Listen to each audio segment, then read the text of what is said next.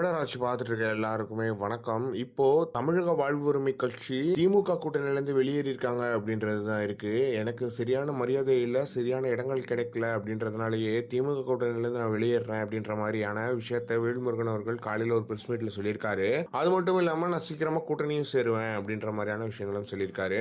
இப்போ மொத்தமா 5 முனை போட்டி அப்படின்னு நம்ம சொல்லலாம். ஒரு பக்கம் சசிகலா அவர்கள் நிற்கிறாங்க அப்படின்றது ஒன்று இருக்கு. ஒரு பக்கம் விஜய் அவர்கள், ஒரு பக்கம் அண்ணன் சீமான் அவர்கள் தனித்து நிற்கிறாங்க. திமுக அதிமுக கூட்டணி நிற்கிறாங்க அப்படின்றது ஒன்று இருக்கு. எனவே அவர் என்ன சொல்லியிருந்தார் அப்படின்னு பார்த்தீங்கன்னா, அதிமுக கூட்டணியில நான் இணைய மாட்டேன் அப்படின்றத முக்கியமா சொல்லிட்டாரு. என்ன காரணம் அப்படின்னு பார்த்தீங்கன்னா அதிமுக என்டிஏ பிஜேபி கூட இருக்கு, அதனால நான் இணைய மாட்டேன் அப்படின்ற மாதிரி ஒரு விஷயத்த சொல்லிட்டாரு. அதே மாதிரி அவரு சீமானவர்கள் கூட இணையறதுக்கான வாய்ப்புகள் இருக்கு அப்படின்ற மாதிரியான விஷயங்களும் சொல்றாங்க. தாவைக்கால இணையறதுக்கான வாய்ப்புகள் கிடையாது.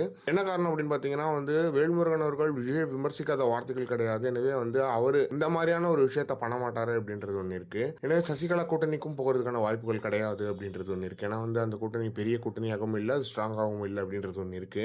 எனவே அவரு சீமானவர்கள் கிட்ட கூட்டணியில இருப்பாரா அப்படின்ற ஒரு எதிர்பார்ப்பு எல்லார்கிட்டயுமே கிளம்பி இருக்கு அப்படின்றது ஒன்று இருக்கு. எனவே வேல்முருகன் நாம் தமிழர் கூட கூட்டணி வச்சு அப்படி இருக்கும். ஆனா சீமானவர்கள் 234 வேட்பாளரை அறிவிச்சு அவர் வேலையை தொடங்கிட்டார் அப்படின்றது ஒன்று இருக்கு. ஆனா இந்த டைம்ல வேல்முருகன் அவர்கள் கூட்டணிக்கு வந்தாருன்னா அது எப்படி செயல்படும் அப்படின்றது தெரியல. விஜய் கூட கண்டிப்பா போக மாட்டாரு, என்டிஏ கூட போக மாட்டேன்னு சொல்லிட்டாரு. எனவே இந்த வாட்டி வேல்முருகன் எந்த கட்சியில் கூட்டணி வைக்க போறாரு, சீமானவர்கள் கூட்டணி வச்சு எப்படி இருக்கும் அப்படின்றத மறக்காம கமெண்ட் பாக்ஸ்ல சொல்லுங்க.